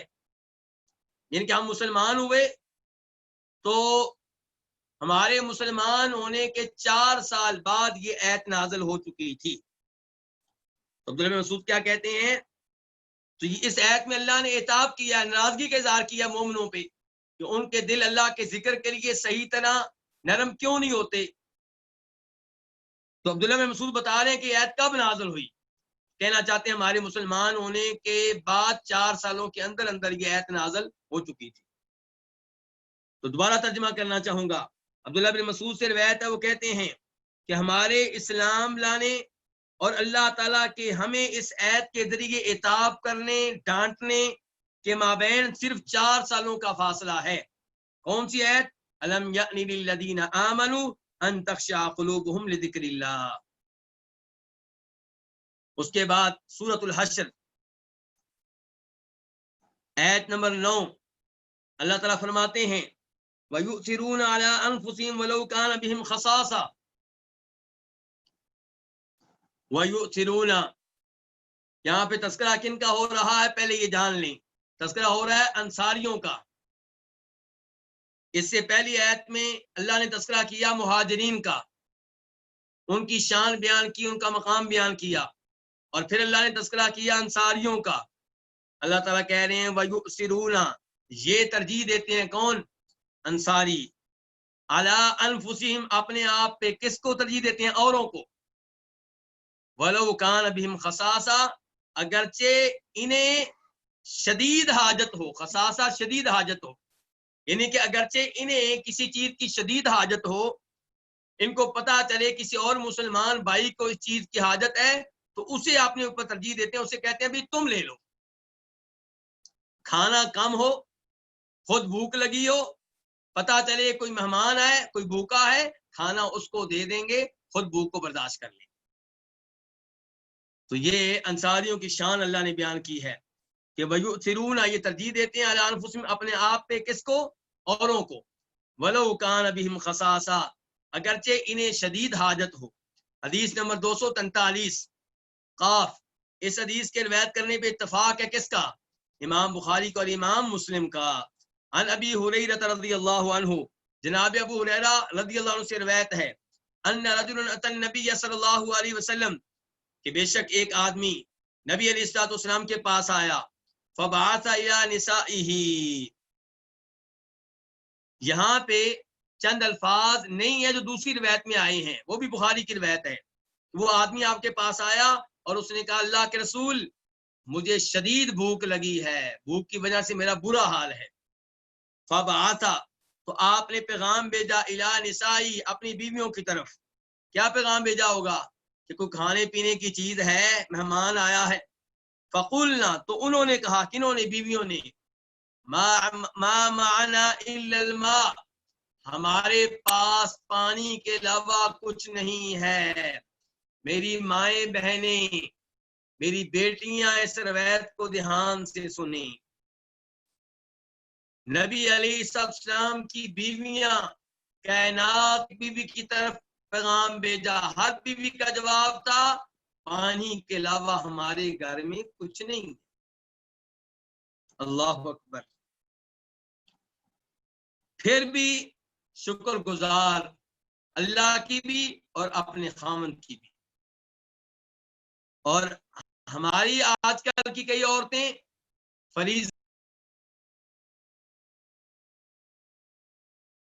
بس کوئی خاص چیز کھانا نہ شکری کرتی ہیں، برا بلا کہتی ہیں۔ ما معنا الا الماء، تو کیا کہہ رہی ہیں یہ اللہ کے رسول کی بیویاں؟ ہمارے پاس نہیں ہے الا الماء، سوائے پانی کے، ہمارے پاس نہیں ہے مگر پانی۔ فقال رسول اللہ صلی اللہ علیہ وسلم، تو نبی علیہ السلام نے فرمایا من یضم او یضیف ھذا، کون اس کو اپنے ساتھ ملائے گا؟ کس میں کھانے؟ کون ملائے گا کس کو؟ یعنی کہ اس مہمان کو اپنے ساتھ، یعنی کہ اپنے ساتھ لے جائے، کھانا کھلائے، خود بھی کھائے، اپنے ساتھ کھلا لے اس کو بھی۔ من یضم، کون اس کو ملائے گا، او یضیف، یا کون اس کی ضیافت کرے گا۔ اس کی کس کا معنی؟ ھذا کا، ھذا جو بعد میں آیا ہے۔ تو راوی بھول گئے ہیں کہ اللہ کے رسول نے یضم کا لفظ بولا تھا یضیف کا، یعنی کہ آپ نے کہا تھا کون اس کو اپنے ساتھ ملائے گا، یا آپ نے کہا تھا کون اس کی ضیافت کرے گا، کون اس کی میزبانی کرے گا۔ رجل من انصار، تو انصاریوں میں سے ایک آدمی نے کہا انا، میں۔ اور یہ آدمی کون تھے؟ مسلم شریف کی روایت میں وضاحت آتی ابو طلحہ تھے، ام سلیم کے شوہر۔ ام سلیم کون ہے؟ انس بن مالک کی والدہ۔ تو انصاریوں میں سے ایک آدمی نے کہا انا، میں۔ فانطلق به الى امراته، چنانچہ وہ آدمی بھی اس مہمان کو لے گئے الى امراته، اپنی بیوی کی طرف، اپنے گھر لے گئے۔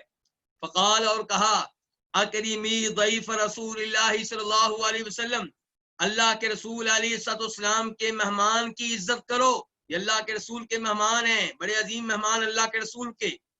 فقالت، تو اس بیوی نے کہا ما عندنا الا قوت صبیانی، ہمارے پاس میرے بچوں کی خوراک کے علاوہ کوئی خوراک نہیں ہے، میرے بچوں کے کھانے کے علاوہ کوئی کھانا نہیں ہے۔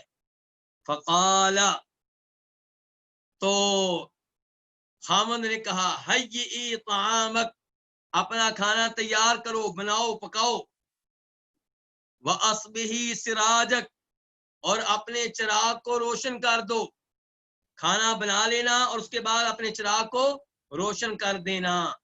وَنَوِّمِی صِبْیَانَک اِذَا أَرَادُوا عَشَاءً، اور جب بچے رات کا کھانے چاہیں، رات کا کھانا چاہیں، رات کا کھانا مانگیں، تو اپنے بچوں کو سلا دینا۔ نوّمی، سلا دینا، صبیانہ کے اپنے بچوں کو، اذا ارادوا عشاء، جب وہ رات کا کھانا چاہیں مانگیں۔ فہیا طعامہا، چنانچہ اس عورت نے اپنا کھانا تیار کیا۔ لو جی، اس عورت نے فوری طور پہ خاوند کا مشورہ مان لیا، بات مان لی۔ اور آج کل کی کئی مائیں بہنیں ایسی ہیں کہ ان میں سے کسی کے ساتھ یہ معاملہ پیش آتا تو اس نے کیا کہنا تھا؟ اس نے خاوند کی ٹھیک ٹھاک بےزتی کرنی تھی۔ تجھے شرم نہیں آتی؟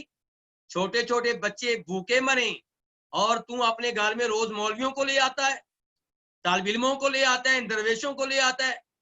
میں تنگ آ گئی ہوں تیری حرکتوں سے۔ لیکن یہ عظیم خاتون خاوند سے کہتی ہیں بالکل ٹھیک ہے۔ فہیا طعامہا، چنانچہ اس عورت نے اپنا کھانا تیار کیا، وَأَصْبَحَتْ سِرَاجَہا، اور اپنے چراغ کو روشن کر دیا، جلا لیا۔ وَنَوَّمَتْ صِبْیَانَہا، اور اپنے بچوں کو سلا دیا۔ ثُمَّ قَامَتْ، یعنی کہ بھوکا سلا دیا۔ ثُمَّ قَامَتْ، پھر یہ خاتون کھڑی ہوئیں، کَأَنَّہا تُصْلِحُ سِرَاجَہا، گویا کہ وہ اپنے چراغ کو درست کر رہی ہیں۔ فَأَطْفَأَتْہُ، تو اس کو بجھا دیا۔ اللہ اکبر، جان بوجھ کے اس کو بجھا دیا ہے۔ اور بہانہ کیا کیا کہ میں ٹھیک کر رہی ہوں۔ کیوں بجھایا ہے؟ تاکہ مہمان اکیلا کھانا کھائے اور وہ سمجھے کہ ہم بھی کھانے میں شریک ہیں، اور وہ شرمائے نہیں اور کھانا کھا لے، اور ہم ساتھ زہر کریں گے کہ ہم بھی کھانا کھا رہے ہیں لیکن ہم نہیں کھائیں گے، صرف مہمان کھائے گا۔ فَجَعَلَا يُرِيَانِهِ، تو وہ دونوں اسے زہر کرنے لگے، اس کے سامنے زہر کرنے لگے کہ انہما یاکلان، کہ وہ دونوں بھی کھا رہے ہیں۔ فباتا طاویین، دونوں نے خالی پیٹ رات گزاری، خاوند بیوی دونوں نے خالی پیٹ رات گزاری۔ فلما اصبحا، جب صبح ہوئی، غدا، تو یہ میزبان صحابی ابو طلحہ، غدا الی رسول اللہ، اللہ کے رسول علیہ الصلوۃ والسلام کے پاس آئے۔ فقال، تو آپ نے کہا، ضحک اللہ اللیلہ، رات اللہ تعالیٰ مسکرائے ہیں، رات اللہ تعالیٰ ہنسے ہیں۔ او عجیبہ، یا آپ نے کہا عجیبہ من فعالکما، اللہ تعالیٰ نے تعجب کیا ہے من فعالکما، تمہارے کارنامے پہ، جو کارنامہ آج رات تم دونوں نے سر انجام دیا ہے، اللہ تعالیٰ اس پہ مسکرائے ہیں یا اللہ نے اس پہ تعجب کیا ہے۔ اور کتنے خوش نصیب ہیں یہ میاں بیوی جن کے کارنامے پہ اللہ نے تعجب کیا، جن کے کارنامے پہ اللہ خوش ہوئے، جن کے کارنامے پہ اللہ تعالیٰ مسکرائے۔ اور ہمارا ایمان ہے کہ اللہ تعالیٰ مسکراتے ہیں، اور اللہ تعالیٰ، ہمارا ایمان ہے کہ اللہ تعالیٰ تعجب کرتے ہیں، لیکن جو اللہ کی صفات کے منکر ہیں وہ یہاں پہ تعویل کرتے ہیں۔ چنانچہ وہ کیا کہہ دیں گے؟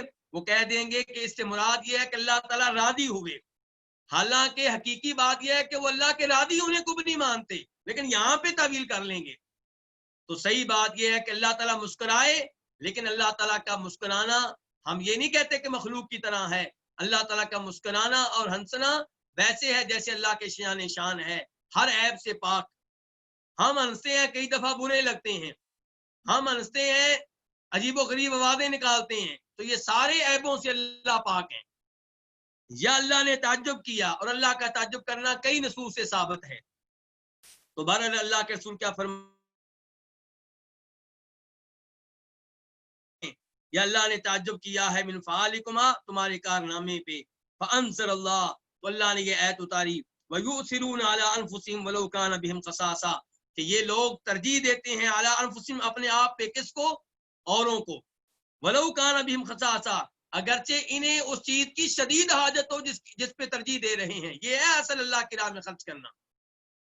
یہ بھی ٹھیک ہے کہ آپ کے پاس فالتو مال ہے، آپ اللہ کی راہ میں دے رہے ہیں، اس پہ بھی ثواب ملتا ہے، لیکن جب آپ وہ چیز اللہ کی راہ میں دیں جس کی خود کو ضرورت ہے تو اللہ کو کتنا یہ کارنامہ پسند آئے گا.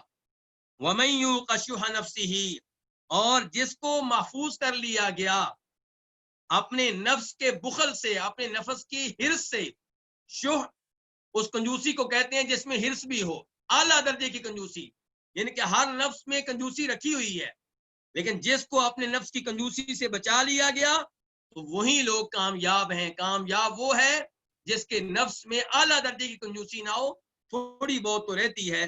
اللہ رب العزت سے دعا ہے کہ اللہ تعالیٰ ہمیں قرآن کریم کی تفسیر جاننے کی توفیق دے، نبی علیہ السلام کی احادیث بڑے ہی پیار اور محبت کے ساتھ پڑھنے کی توفیق دے، اور ان سے اخذ ہونے والے مسائل اور احکام انہیں سمجھنے کی اور ان پہ عمل پیرا ہونے کی توفیق دے.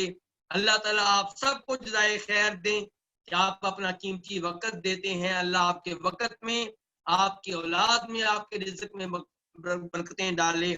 اور میرے وہ تمام دوست جو اس درس کے انتظامات کا حصہ ہیں، ریکارڈنگ کرتے ہیں اور زوم کا بندوبست کرتے ہیں، نگرانی کرنے والے ہمارے شیخ صاحب ہیں، دیگر احباب ہیں، روش بھائی نے تذکرہ کیا تھا، ندیم بھائی فوت ہو چکے ہیں اور بہت ہی محبت کرتے تھے ایسے دروس سے اور بہت ہی پیار کرنے والے تھے دین کے طالب علموں سے.